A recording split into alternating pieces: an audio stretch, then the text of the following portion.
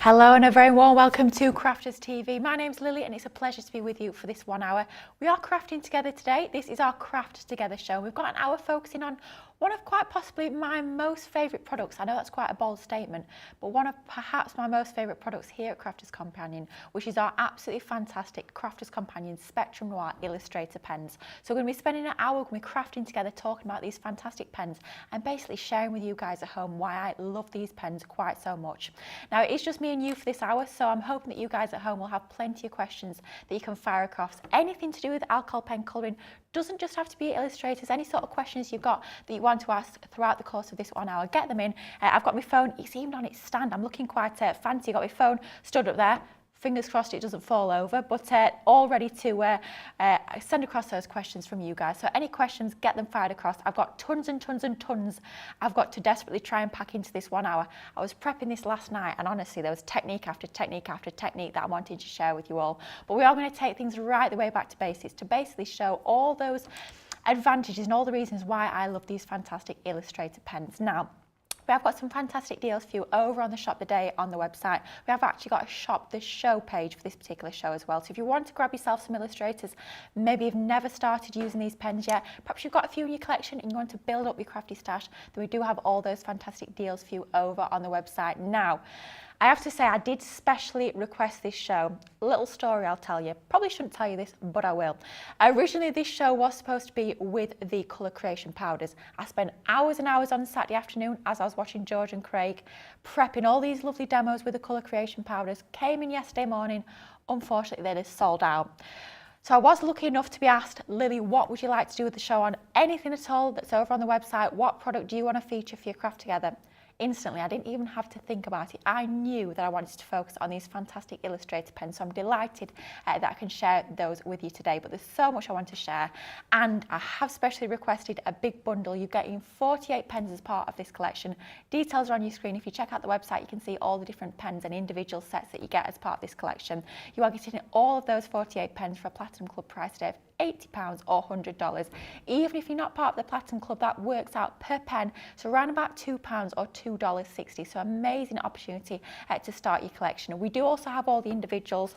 Let me check my pen colour packs. I can't quite remember those. We've got our illustrators in. These ones are your, are they just, they're Illustrator. So this is your Illustrator pack. You can also get a hold of your, they must say the name somewhere. I'm struggling. I'm probably looking in the wrong place, but you get the ones, it's at the top there, staring right at me. Your Urban Cityscape, those are available for you. You can get your figure and portrait as well. We do also have our fantastic natural landscape, and you do also have available on the website as an individual, or it is part of this full collection, your coastal seascape. So I've got them all laid out. I'm sure it won't look as organised as it currently does by the end of this show, but I'll do my best. I'll try not to make too much of a mess today. We will get colouring with some fantastic techniques. But let's say a few of those. If we've got anybody over on the socials, we've got Jan with us for this hour over on the socials, and I've only got one person in my ear, so there's not too many people shouting at me today. We just got Sam in my ear, so it's just me and you for this fantastic show. So I'm going to start off with basically why I love our Illustrator pens so much. So I've got our Illustrator pens here, and I've also got one of our Classique pens, one of our tri-blends, and our tri-blend brush as well. So I can show you a little bit of the difference between all of these pens. But let's start off with our Illustrators. Now our Illustrators are alcohol-based markers. This means they're going to be great for all of your blending. They're going to give you a lovely smooth laydown of colour, and they're great to blend all those shades together.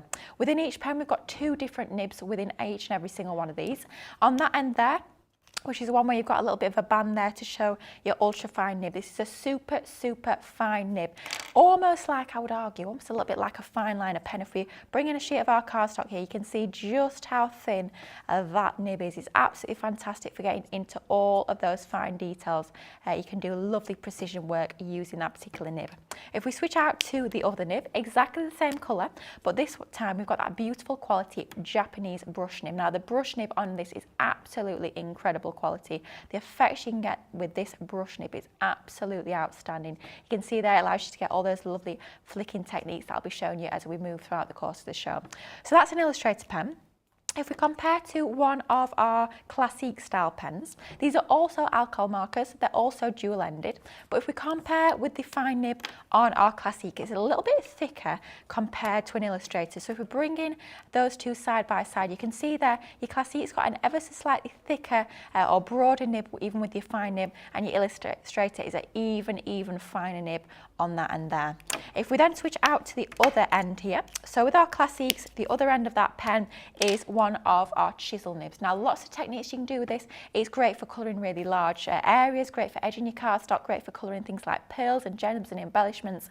But if we compare to our Illustrator pen, we have got that beautiful brush nib on the other end. So slightly different nibs when it comes to our Classiques and our Illustrators. They are both alcohol based markers, and what that means is because they've got the same ink within that barrel, you can, if you so choose, you can actually mix and match. So you could be using one shade that's an Illustrator, one shade that's a Classique, and mixing them together. Because the ink is the same, it's just the nibs that are different sort of styles of nibs. You can actually mix and match those pens together. So maybe you've got a few Illustrators in your collection and a few Classiques, but you've not got the full set of each. Why not mix and match them together to get even better results and make them go a little bit further? Then we bring in our tri-blends. Now our tri-blends are a little bit different to the other two. Although they've got the same style of ink inside, which of course is our alcohol ink, they are a little bit different in terms of the way that pens are configured. Even just to look at them like we are doing now, you can see our tri-blends, both our regular and our brush nib there, are a lot longer than our Illustrators and our Classiques.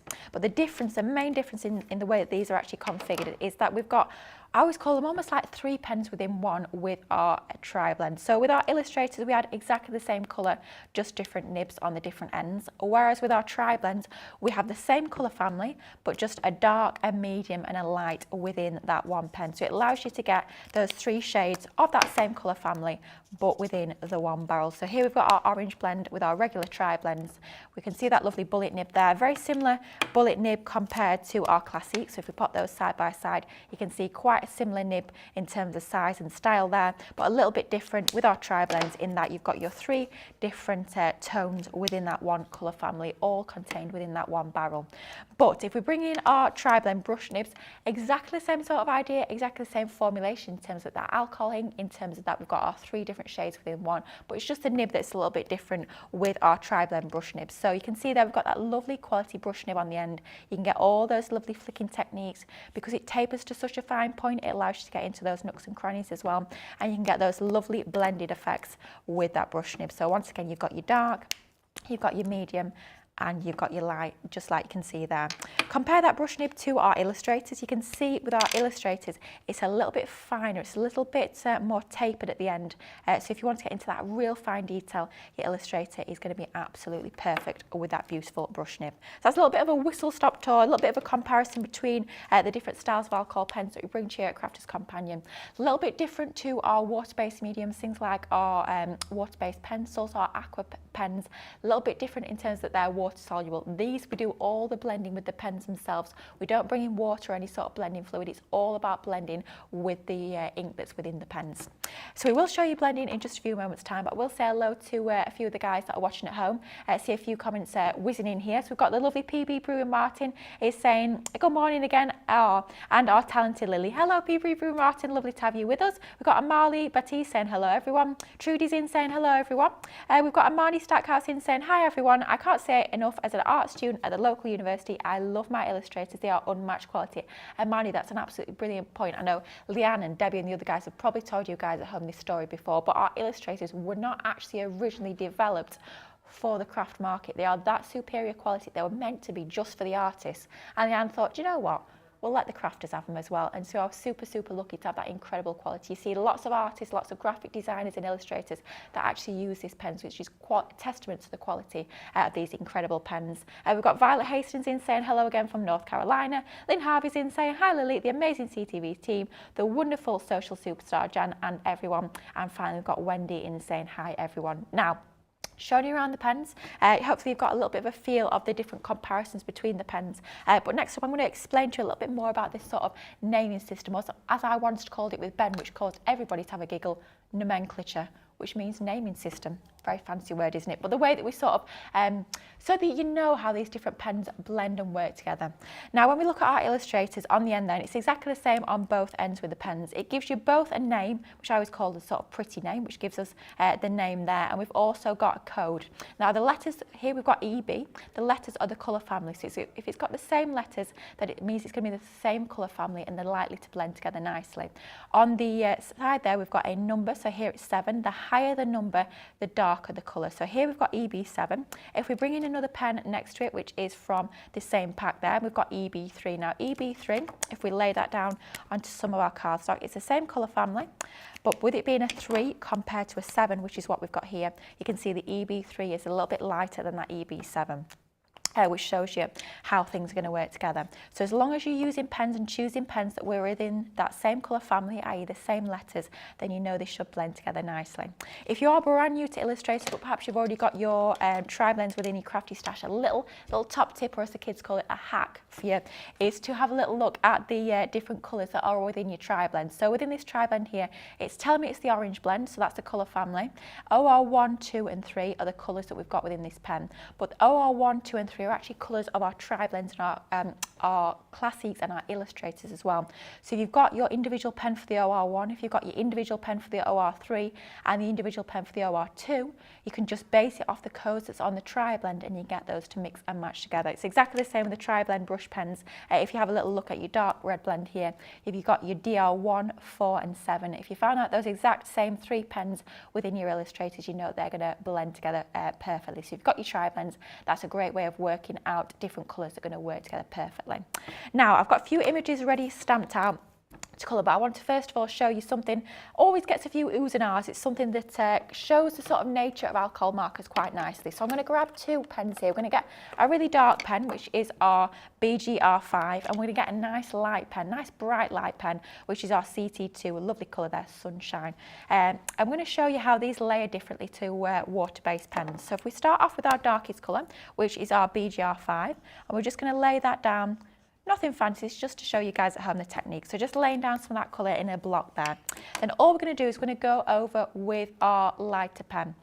Now, if you were to do this with a water-based pen, it would just muddy and it wouldn't sort of mix together and merge together. Whereas when you bring in an alcohol pen, a lighter colour over a darker colour, we're just going to hold that pen onto that colour just for a couple of seconds. And if I remove that pen there, you can see what's happened is that light colour is actually bleached out and moved out, almost like pushed out that darker colour underneath. And you couldn't do that sort of technique with a water-based pen. So that's the difference between our alcohol-based and our water-based. And if you turn our cardstock over, you'll see there that what's happened is it's pushed that colour up and into our cardstock there.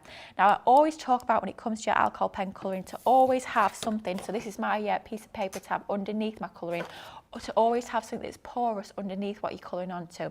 You've seen that it's actually bled through to the back of that cardstock. If we didn't have cardstock underneath that, what could happen is it could be sucked back up to that cardstock on that side we're colouring onto, and then it could bleed outwards. So always really important to have a piece of cardstock. It doesn't have to be a fancy cardstock, it can be any old piece of scrap cardstock.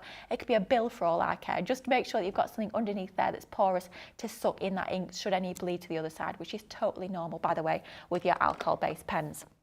So I'll bring in one of our lovely stamped images. We've taken this from our Meadow Foliage stamps. So these actually launch with our ombre ink pads, but of course you can use stamps that have launched with water-based mediums. You can use them with your alcohol pens as well. So beautiful clear stamp set here. On all I've done is I've just taken that lovely, I was going to say a daisy. Could it be a Echinacea? Anybody that tuned in on Friday will know that everyone likes to have a little giggle at the way I say Echinacea. Apparently it's Echinacea. But anyway, this flower could be a daisy, it could be an Echinacea, depending on the colours that you colour it in with. But I'm going to choose a couple of colours just to show you that lovely flicking technique. So let's go in with some greys to colour in the petals, because we'll have the petals white, but instead of leaving them stark white, to make them look a little bit more lifelike, a little bit more realistic, we'll go in with our brown greys. So here we've got brown grey 1 and brown grey 3. Brown grey 1 is going to be paler than brown grey 3, and what I always tend to do with my alcohol pen colouring is start off with my lighter colour first. So I'm going to take my pen, I'm going to flip out to that brush nib there. I'm going to start at the top where those petals are joining that top part of the flower, and I'm just going to flick nice and lightly just along those petals like so. And you can see how easy, how effortless it is to actually colour using that lovely brush nib. So just flicking downwards, and can you tell I'm just moving that cardstock, I'm just tilting that paper as I'm moving around there, rather than trying to move my hand in an awkward position and not getting such neat flicks. I'm just moving that cardstock as I'm moving around that image. If you've got something like our rotating design board that we brought you in the past, that's going to be perfect for techniques like that. So we're starting off with our brown grey one, and then if we move up to a slightly darker colour, which is our brown grey 3, we're just going to go over that top section there. We're not going to colour over all of that area that we've already laid down the colour. We're just going to start at the top, and then we're just going to flick downwards, so just blend in between the two. And because these two colours are very similar in tone, so we've got a 1 and a 3, they're very close in colour tone, it's nice and easy to blend those two together. If we brought in something that's a little bit further apart in terms of tone, this one's a lot darker, a brown grey 8. If we bring that one in, once again using that lovely brush nib, you can see there's a much bigger difference between that one and the colours that we've already laid down. So we're just going to flick downwards using that lovely brush nib. You're basically letting that brush nib do all the hard work. You're just moving your cardstock around, just flicking downwards, and that's going to start to fill out that area, start to add in some lovely light and shade onto there. Now, because that area is quite different in colour to the area that we've just coloured, we're going to go back down to the next colour down, which is our BG3, and we're just going to flick just over that gap where we've got the join between the darker and the mid-tone. We're just going to flick over that area, and that will help to blend those two together. Not always necessary if you've got two colours that are quite similar in terms of tone, but if you've got something that's a little bit different, a little bit more dark compared to the colour before, just go back down to that slightly lighter colour and start to blend that out, start to almost like bridge that gap between your two colours. And then you can always go back to that darkest one just to put some of those darker areas back in at the top there to make sure it's nice and shaded. And that's how easy it is to blend something like that using your fantastic Illustrator pens. So that's just 3 pens there. We quite often talk about a 3-pen blend in terms of our tri-blend. That does work quite nicely, but if you want to do a 2-pen blend, a 4-pen blend, that choice is yours, depending really on how many pens you've got in your collection to choose from, and also how large an area you've got to colour using your pens. So that's it. So doing some of our flicking techniques. I'll bring in a couple more colours now. I'm going into our coastal set here. I'm going to go for our gold brown 1 and gold brown 3 here. So just picking those 2 pens out. Now we're going to focus on that top section there. So once again, we're going to lay down that lightest colour just down the middle of that area there. And you see, because that lovely brush nib flexes, it allows you to fill out those areas quite quickly just by using that brush nib at a slight angle. It allows you to get into larger areas more quickly. And then we'll go in with our next colour, which is our GB3. And we're just going to go around the edge there. And then where we get to the join between the two colours, rather than blending in sort of a smooth way, what we're going to do is just going to stipple. So we're just going to dot, just little dots, quick dots all over that area to give that extra little bit of texture. And then once again, if you find there's a bit too much of a stark contrast between those two colours, you're just going to go back down to that lighter colour, and you're just going to bridge the gap between those colours to give you a really nice smooth blend. And that is how easy it is to colour using your fantastic Illustrators. Ahead of time, I've just gone ahead already and coloured that full image. I've used slightly different colours for this one. I've used my blue greys for that the petals on there, and I've used some of our other yellows for there. But you can see the sort of techniques you can get very quickly and easy using your fantastic Illustrators. So that's just a quick little technique of what you can do with your Illustrators. But before we get on to the next technique, we'll say hello to some of the people that are tuning in at home. Got a few more comments coming through here. We have got Jay Prezi in on YouTube saying, hi Lily, good to see you. Oh, lovely to be here. Thank you for your company. We've got Mary Beth Doyle on Facebook saying hi again from Minnesota. Olga's in saying hi everyone. Oh, Carol's saying, love your nails, Lily. Yes, they are very, very sparkly. I hope they're not dazzling the camera too much. And we've got Gillian Denton in saying, oh, they're doing a quick overhead for the nails. There we go, they're getting the close-up. They are very sparkly on the camera, aren't they? There you go. Get all the great camera shots on this show. We've got Gillian Denton in saying, hey, hello everyone, hope you're all doing okay. So that's basic colouring. I think what we'll move on to next, probably one of my favourite techniques, and we won't get this full image coloured because we'll be here for the whole rest of the day. I don't know about the rest of the hour, but it's one of my most favourite colours, images, sorry, to colour using our fantastic Illustrators. They are absolutely beautiful stamps, and we do have just a handful of these left over on the website. This one is called our, let me bring in the packaging here, it's our Tumbling Waves and Florals. These are incredible to colour. Photopolymer stamp, lovely quality, large stamp as you can see here. I've got some measurements on here. Let's have a little look. It's about 4.8 inches by 3.1, so nice statement size for your cards. Get one of these coloured, pop a sentiment on it, and you are good to go in terms of a finished card.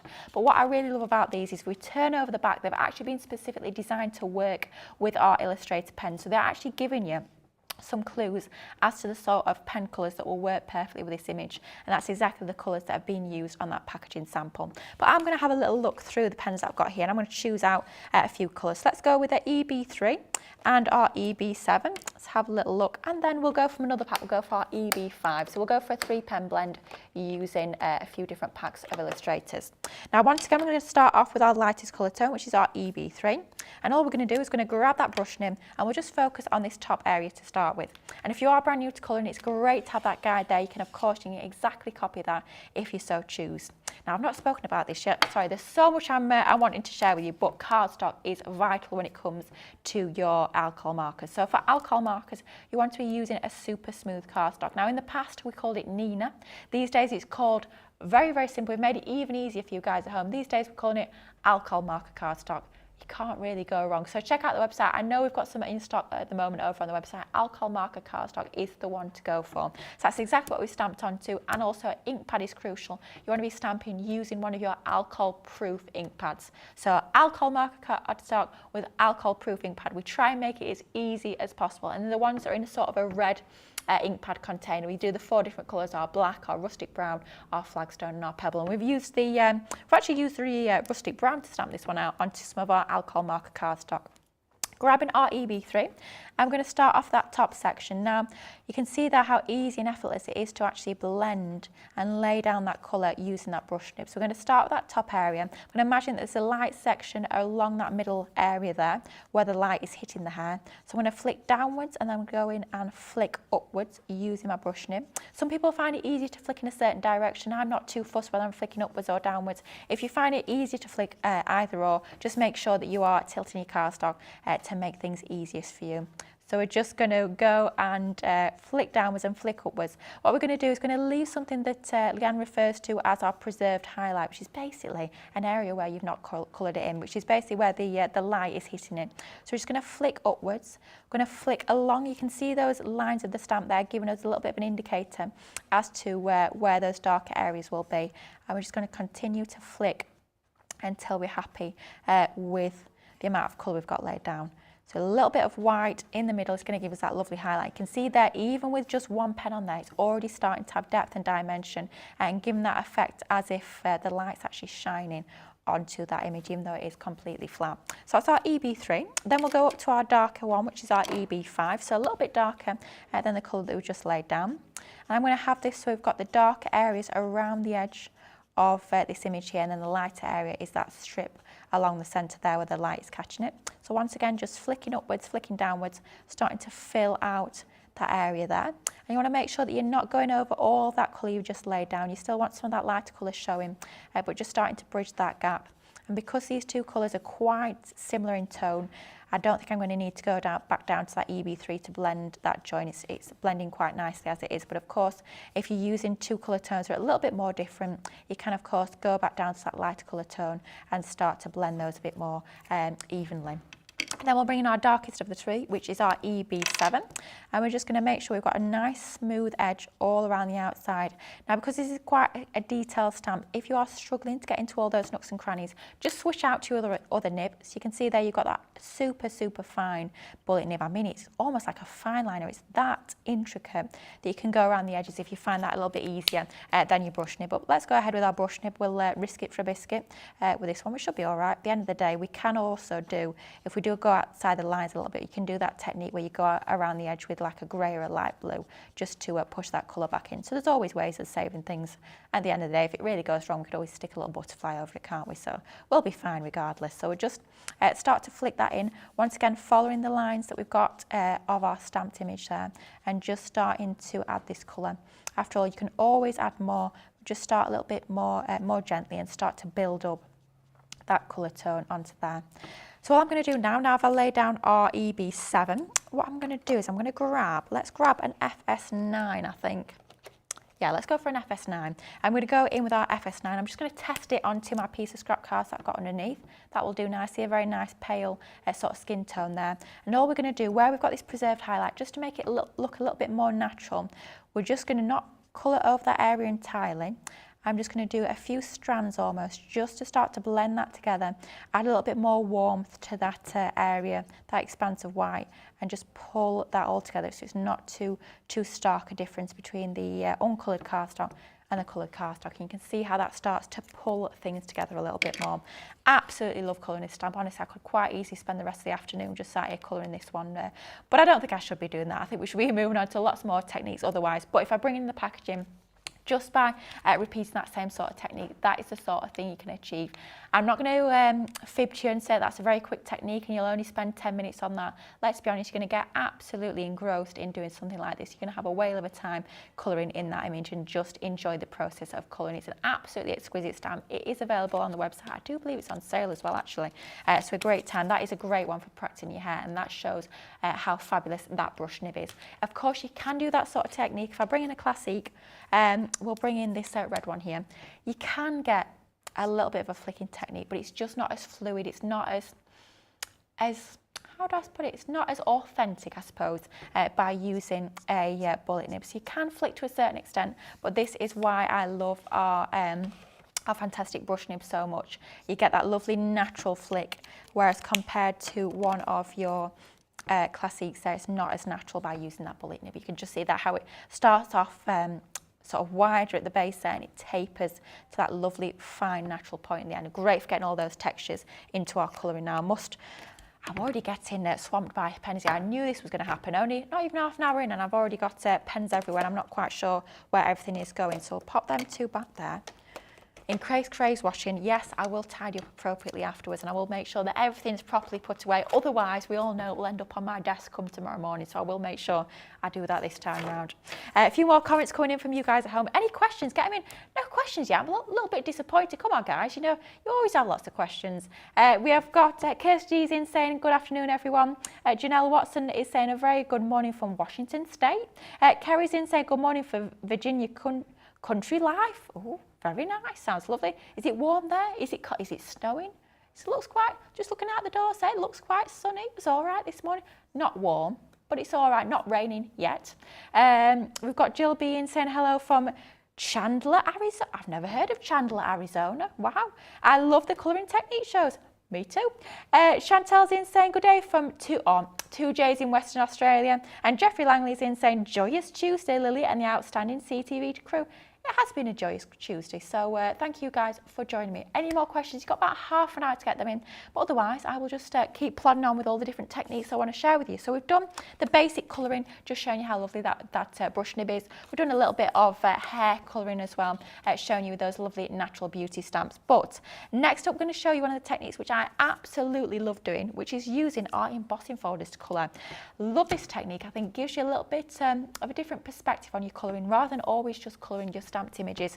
Colouring with your embossing folders works an absolute treat as well. So this one is also over on the website. Could you tell I was having a little shop around the website yesterday and seeing what we'd got in stock, stamps and embossing folder wise, but this is in stock over on the website. Launched as a set of 4, I think, these birthday last year. We've not got all of them left, but we do have the blooming florals left. You get an embossing folder, a lovely 3D embossing folder. Get the die, which we will have a little look at colouring in just a few moments time, and you also get a stamp with a matching die as well. But first off, we'll start with that lovely embossing folder.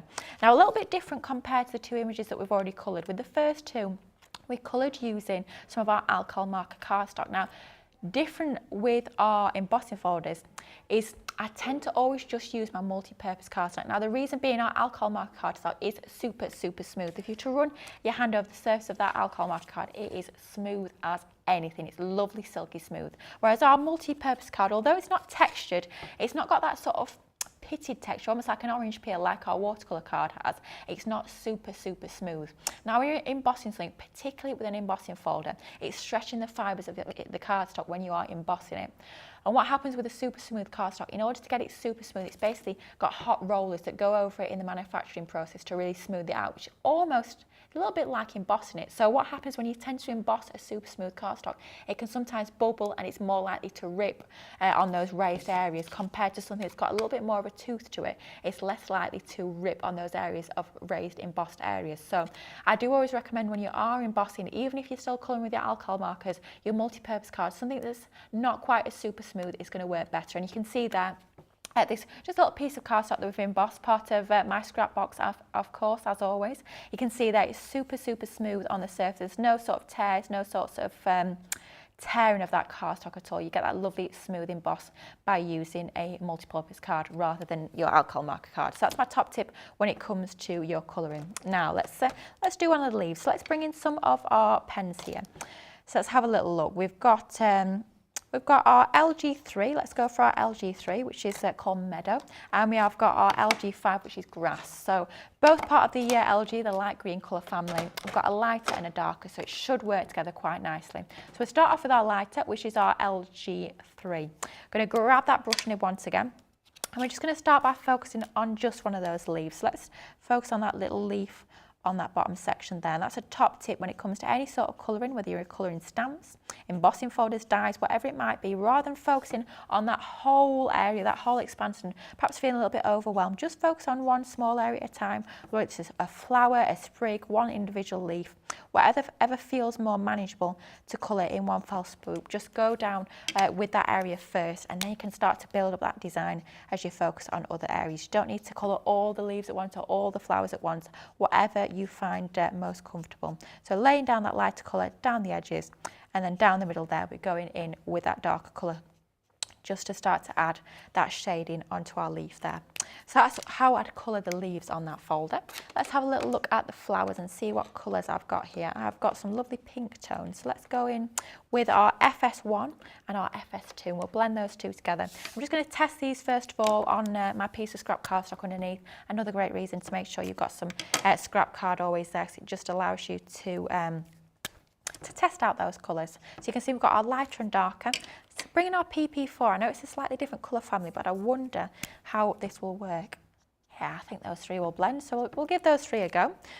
Of course, we do tend to say using the same colour family is going to give you that perfect blend, but have a little bit of an experiment when it comes to different pens that you've got. Even if they're different colour families, they might still work together quite nicely. Now, I find it a lot easier when I'm colouring an embossing folder to actually use a brush nib, just because it moulds and goes over those curves, those pits and peaks a little bit easier when you're using a brush nib, just because it's that little bit more flexible compared to something that's like a bullet nib or a chisel nib. So I'm just using that brush nib there, just flicking outwards. You don't even need to worry, especially when you're using a lighter colour tone like we're using here. You don't always have to colour right up to the edge of that flower there. You can leave the edges ever so slightly white as they fade out to the lightest colours within this flower. So going down with our FS1 first, and then we'll go into our FS2, so flicking outwards from the centre of that flower. Once again, always turning my cardstock, it just makes things so much easier rather than trying to colour in an angle that's not quite very natural. So we're just going to flick from the inside, going outwards as we're starting to build up those colour tones. You can see there we're already starting to get that lovely sense of light and shade and that sort of idea of form and shape onto our flower. And then we'll flick onto our one that's our rope and our PP4 colour family, and we're just going to lay that down into the centre where it's going to be a little bit darker, and we're just going to start to flick outwards. And the beauty of embossing folders like these that are really super detailed, you've got all those detailed lines within the flower, so you sort of have a bit of an idea, a bit of a sense of where the light and shade is going to go onto that image. So if we just flick outwards, that's going to finish off our flower nicely. And then we might go back in with our FS1 just for the centre. So a little bit of that into the middle, and then we'll just blend that out to give us a sort of a round effect. Always reminds me of a bit of a brad, the centre of that, or a nice fancy gem. Of course, you could be adding those into the middle to further embellish it if you so choose. And then we'll just go back to the darker once again, just to start to bring that one together. You can see how easy it is to start to colour your lovely flowers just like so. So that's some of our pinky colour tones. Let's have a little look at the other pens that we've got here. Choose some other colours. I'm spoilt for choice with 4 different packs. I'll tell you what we'll do something a little bit different. We'll go for some blues. So we'll go for our smoky blue and our old china, our VB1 and our VB3. Slightly different, might not match perfectly with our pink, but hey ho, just showing you guys the technique.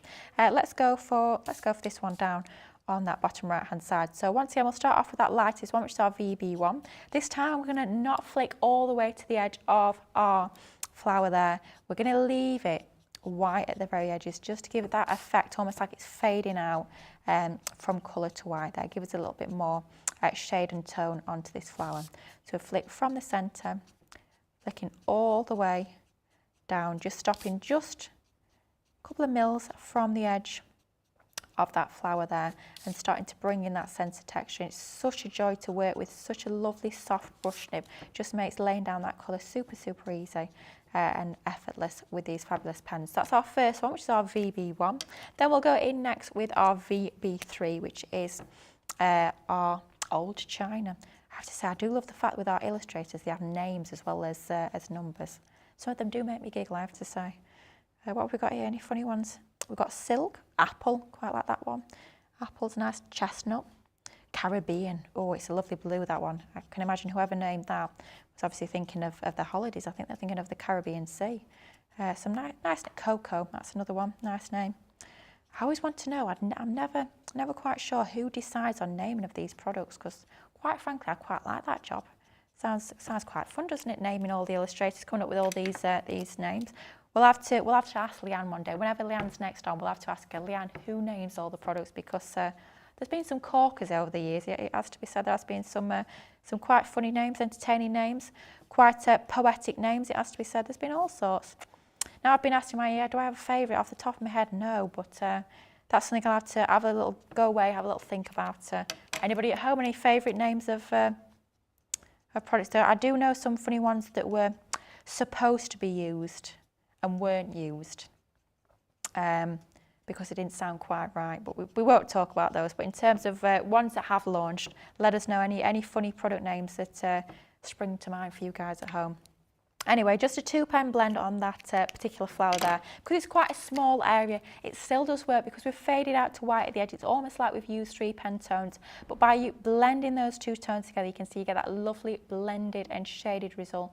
Just using 2 pens onto that flower there. Absolutely beautiful. Now, totally different colour tones, and I have to say, I only had a couple of hours to prep last night, so I didn't quite finish all of that. That will be going in my bag at the end of the day. I will be finishing that off at some point, but using different colour tones onto there. I think I went in with my burnt oranges and my gold yellows onto there to bring that embossing folder to life. Absolutely gorgeous does that look, but great technique using your illustrators. Now, next up, I'm going to show you actually that die that came in that pack. So we have that fantastic collection of your embossing folder, your die and your stamp as well. I'm going to show you that one next of all, technique that I love doing by colouring my die cuts. But before I do that, we have got some questions coming in. So I'm going to have a little look at these fantastic questions that we've got and then we'll carry on with a little bit more colouring. So we have got, Chantel Jones on YouTube is saying, Lily, what is the best technique for fur on animals? Great question, Chantel. Now, kind of similar in a way to your hair, I suppose, a similar sort of way that you're colouring. Now, always, I love using a brush nib for any sort of hair or fur, any sort of texture that you want to get. Using your brush nibs is going to be absolutely perfect. So, unfortunately, I don't have anything furry to colour in, but we will just show you the sort of technique that I do. So, with fur, obviously, you want to create that texture. You want to create that look and that almost like dimension. So, you can see that even just by laying down one row of our EB3, you can start to see that sort of texture in there. And then I just go in with the darker colour, which is our EB7, and start to lay those down like so. Then because there's a little bit of a gap between those 2 colourways, if you want to just go in with a lighter colour and start to blend those 2 a little bit better, you can see that it's almost creating that effect of fur. I know we're not colouring a stamped image, but hopefully that shows you that right sort of technique. Same sort of technique actually. Let's grab a green, appropriately named grass. You can use that same sort of technique if you're colouring grass. So if you've got a stamped image, a little character that's just you've stamped onto your cardstock and there's no sort of grounding, you want to add a little bit of grounding, then just go in with a nice green colour tone, and then just flick upwards, and that's going to give you the effect of grass. How cool is that? But super, super easy. Of course, I know this is probably not quite the right colour for grass, but just imagine this is green. Don't think this is red. If you were trying flicking that way with a bullet nib, this is one of our Classiques we're using here, it's very, very difficult to get that natural taper where you've got that wider, that thicker line at the bottom to where it tapers to that finer line at the top. It's really difficult to get that and make it look quite authentic, quite natural using a bullet nib. So that's why I absolutely love a brush nib for anything like your grass, anything like your fur. When you want that lovely flicking technique, that almost like fluffy texture, a brush nib is going to be absolutely perfect. That's why I love my Illustrators. We've got another question coming in from Chantel. Chantel, you take one for the team here with all the questions. I love it. Keep them coming. Question, Lily. When doing leaves and flowers, how would you add veins? Would you leave white space or use a fine liner or sink after? That is an absolutely fantastic question. Let's bring back in this piece here where we've got some leaves. Now, a couple of different ways to do this. So depends whether you want your veining to be darker or lighter. I suppose on different flowers, different plants, sometimes the veins are actually lighter than the leaves themselves, sometimes they're darker. If we lay down, if we bring in, let's bring in a couple of colours here. Let's go for our apple and our emerald. So we'll grab our AG1 and our AG3. So we'll start off by colouring our leaf using that lighter colour tone, which is our AG1. So we just fill out that leaf there, and we'll just go all over that image, just like so. We can actually see the veins on that leaf there with that embossed design. Then all I'm going to do is I'm going to grab my AG3, and because, like I say, it's almost like a fine liner, that lovely fine bullet nib on there, we're just going to grab that and we're just going to follow those lines. If it was a stamped image, you'd have your stamped lines on there. We're literally just following those using that fine bullet nib. You can see how easy it is to get into all that detail. If we just draw ourselves a little leaf onto here, you can see how easy it is to get into all those nooks and crannies, to draw those lines on, just like so. If you wanted your veining to be actually lighter than the leaf itself, all I would do is I would grab my pens, I would colour the leaf exactly the same as we have done before. So starting off with that lighter colour tone all over that leaf, just like so. And then I'd do my shading using that darker pen tone.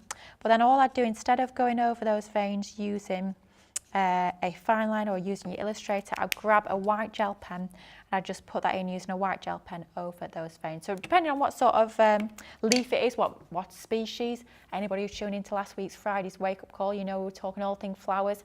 Me and Ben are definitely not botanical experts, that is for certain. But yeah, some leaves, it tends to have lighter veins, some have darker veins. So depending on what effect you want to create, you can use your pen, you can use your fine liner, or a gel pen will work as well. So hopefully that helps, Chantel. Any more comments coming on? We've got PB Brewer Martin on YouTube saying, just loving all the shows on this International Art. It's International Art Day. If only would have known that when we planned an Illustrator show, would have been nice. But wow, happy International Art Day. What a perfect way to celebrate, by a little bit of colouring, a little bit of sandtangling with Sandra. Perfect. So PB, just loving all the shows on International Art Day. Such talent with Lily, Ali, Sandra, Ben today. As always, thank you. Yeah, there's a lot of people in today, isn't there? So there's Sandra, there's me at the moment, and then Debbie Fisher and Ali are coming back later on. My goodness me, it's a busy building here today, isn't it? Oh, Chantal is saying, thanks for answering my questions, Lily. And Steve Nicole is in saying, hi, Lily. Hello.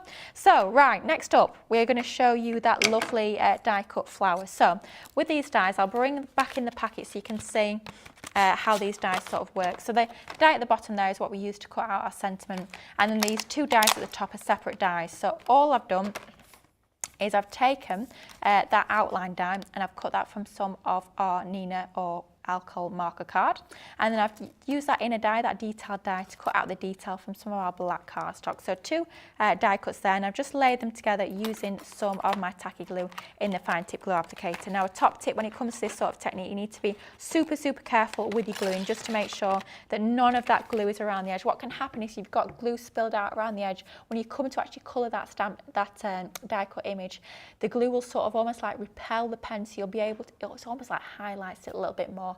So you want to make sure that you're super careful. If you find it easy to use a dotted tape pen, then by all means go ahead and use your dotted tape pen to glue the two together. I just flipped my cardstock over so you're not seeing all my grass and fur that we'd coloured in just then. So we've got our flower there, and we're going to go in with, let's have a little look at our colours. Let's bring in our coastal set here. So let's have a look. Shall we bring in our TB3 and our TB6, I think. So a couple of our true blue, and then I'm going to grab from another set here. Already making a mess of these pens. I'm going to have to go through them after the show. I promise I will. From our natural landscape, we have got our periwinkle, which is TB2. So mixing and mashing the sets a little bit there. Got our TB2, 3 and 6. So as always, whether I'm colouring a stamped image, whether it's an embossed image or a die cut image, however I'm colouring, I always tend to go for that lightest colour tone first. So this is our TB2. I'm going to focus on just the one petal to start with. And the reason why I love using my brush nibs, particularly my Illustrators, for this sort of technique is because you want to be able to flex into all those nooks and crannies right up against that die. If you're not colouring it all the way up to that edge of that die cut, you're going to have that white sort of halo around the edge, which is absolutely not what we want. So we're going to make sure that you're colouring all the way up to the edges, and by having that flexible brush nib, it's what allows us to do that and achieve those sorts of results. Also super important, I know I've said make sure that you don't over glue, but also make sure, I'm making this sound like a right minefield, aren't I? Honestly, it's not as difficult as I'm making out, but just make sure you're adding enough glue or enough adhesive, whatever adhesive you're using. Otherwise, if you've got bits that are not adhered down properly, as you start to colour, you can sometimes with your pen sort of lift up those areas of the die cut that are not stuck down properly. So do make sure, not too much glue, but just enough. You need to find that happy balance between the two. So lightest colour tone down, and then that mid-tone, which is our TB3, it's called Denim, and then we'll go on to our Ultramarine, which is our TB6. We're just going in at the very edge here and just turning my cardstock just to make sure and get right up to the edge of that die cut line, using this almost like a stamped image, and just flicking out that colour. Now if we do need to go back down to that mid-tone, of course we can bridge that gap a little bit better by going back down to that mid-colour tone just to bridge that gap. So we'll go back down to that TB3, which is our Denim, and we'll just go over, we're not going over that full area that we've coloured using that darkest pen, we're just sort of bridging the gap by going over that join, where there's that join between the two pens.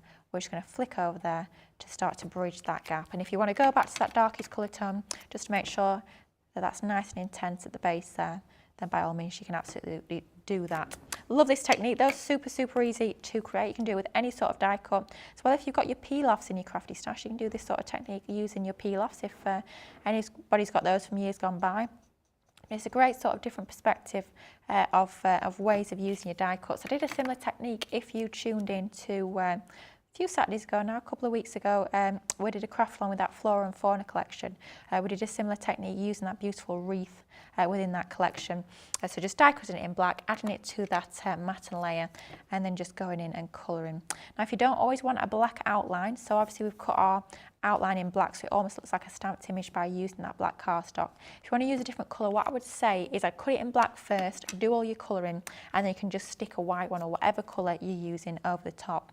Alternatively, what you can do is you can do a sort of similar technique, whereas instead of using your actual die cut line work, you can use the embossing feature on your dies. You can emboss your dies rather than cut them, and then colour them that way as well, and then stick your line work over the top afterwards. So a few different ways of doing this technique, but I have to say this one is a super easy way to do. Die cut the two component parts, stick them together and colour, and you will absolutely love doing it. It's such a fun way to use your die cuts. So I promise you I'll colour only one more petal, because there is another technique that I want to quickly squeeze in before the end of the show. We've got another question coming in as well. So going in with this petal here, and I'm just having it so that the darker area is in the centre, and obviously we're moving towards the edge of that petal there. That's where we're going to have those lighter colour tones. So we're starting off with the lightest, and then we're moving up to our mid-tone, and then we're going on to our darkest colour tone right in the base. And I'm sort of thinking about where the petals are positioned. If there's a petal overlapping another petal, it would sort of cast a shadow on that lower petal. It'd be a little bit darker, but there's no need to overthink it. There's no need to sort of really overcomplicate the light sources. Just get the colour down and have a little bit of a play. You can see that's the sort of technique you can create just by using 3 pens there onto those few petals. And then we've just gone ahead and done exactly the same sort of technique slightly different colours that we're using for this one here. And we have got, I believe I used that CR colour family onto there, and we've coloured the leaves as well. But how fun does that look? You could of course be using that alongside, once I've finished colouring this full panel, you can be using those two alongside each other. You're going to get absolutely beautiful results by using your coloured embossed folders alongside your coloured die cuts as well. One more technique I want to show you. I'm desperate to show you colouring folds on a dress, but just here my 10 minutes left. My goodness me, this hour's absolutely flown by. Thank you so much for everyone that's joining me this hour. I've loved colouring with you all, so I'm hoping that you guys at home are feeling super inspired to get colouring as well. So we've got Carol Garwood Beard on Facebook saying, Lily, do you always start with light then dark? Personally, Carol, I do. I always start from my lightest and I work my way up to the darkest one, being the last colour I lay down. The reason being, when you lay down that light colour first, you're wetting the cardstock. So what's happening is you're working basically wet into wet, and it's always easier to blend wet colour than it is to try and blend on dry cardstock. So if I grab a couple of pens here, we've got our VB1. If I lay that down first and then I go in with my dark one, which is our VB3, it's a lot easier to blend those two together. Of course, we can go back down to that lighter colour tone to blend that gap. But if I go in first with my darkest colour tone and then I try and blend through with my lightest, it's almost like you're working an uphill battle a little bit more. I know some people do it that way around. It is of course personal preference, but I just find personally, because if you're popping your light colour tones down first and then you're blending from light to dark, I find it a lot easier because that cardstock is already wet. So that's my top tip. Have a little go in terms of different ways. I know other guys on the team do it a little bit different, but for me, I do find that a little bit easier, light to dark. Oh, Stephen saying, loving your demo, Lily. And Lynn Harvey on Facebook saying, it's been very relaxing watching so far today with Sandra and Santangling, and now Lily with her colouring and techniques. I was gutted I wasn't able to tune in to Wake Up Call. So when I have to, hopefully, while I'm back in the office, which is 2 rooms that way, I'm going to have to hopefully, while I'm working, have Sandra on in the background, because I absolutely love watching her. So it has been a fabulous day so far on Crafters TV, and lots more still to come. One more question from Chantal Jones on YouTube saying, question, Lily, is there anything you can do if your colour has bled outside the stamp line, or if you have coloured too far on an embossed card? That is a fantastic question, because let's be honest, we all do it. I do it all the time. It's ever so frustrating. So I'm going to grab one of these that's already coloured. So I'm going to come in with one of the colours that I use, which is a GB3. So let's grab our GB3 and, oh, there we go. It happens to us. It happens all the time. We've gone outside the lines. Now, what you can do if you've got your blender pen, I know we don't do one in the Illustrators range, but it's exactly the same if you've got the Classique blender pen. What you can do is go over the top with your blender pen, and all you're going to do is you're going to hold it over that area, and what it'll do is it'll bleach out that colour, it will push the colour through to the reverse, and it will get rid of that colour.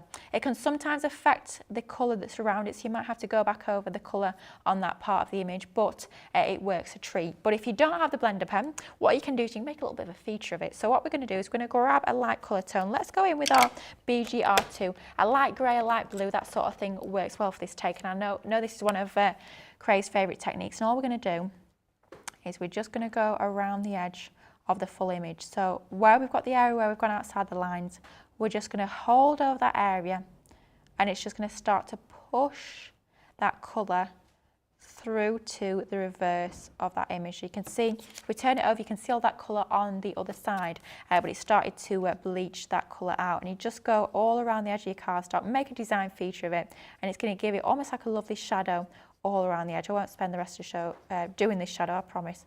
But if you go all around the edge, it's going to give you a lovely shadow around the outside there, and you can see it's completely got rid of that colour. So hopefully that helps. So either your blender pen will push it through, or if you've not got a blender pen, pick a nice light colour, go all around the edge of your stamped image. You can do it with your embossed image as well, and it should fix that a treat. Any more for any more? No more questions. Right, I want to get onto the folds on this dress. Beautiful set of stamps here. Also, I've done my homework. I've checked over on the website, I promise you. Elegant ladies from our Age of Elegance collection here. For 3 very, very elegant ladies. A lovely stack of books and a great stamp set to get colouring your folds in your dresses. So let's go in with our TB family. We've got our TB2, TB3 and TB6. So we'll start off with our TB2, which is the lightest colour tone. We'll start off with one area. We're not going to think about colouring the whole dress. We're just going to focus on one section of her very, very bouffant dress, and it's a gorgeous dress this. So I'm going to do that same technique as we did with that flower that we coloured in blue. We're not going to colour all the way to the edges of this area. So we're leaving a little bit at the bottom of that dress still in white, almost like our preserved highlight. So we're flicking downwards. Now we've got all the clues already in this stamped image. You can see there we've got all those clues as to where the folds of the dress lie. And I always say when you've got the lines in the stamp, that tends to be the darker area. So we're literally just following along those lines of the stamp. And then what we'll do is we'll move on to our TB3, which is going to be a little bit darker. So it's going to be dark at the top, fading out to a little bit lighter at the bottom, and we're going to try and highlight those folds in the dress. We'll just flick downwards, and all we're going to do where we've got, once again, where we've got overlaps, so that fold at the front there is overlapping on that fold on the left hand side.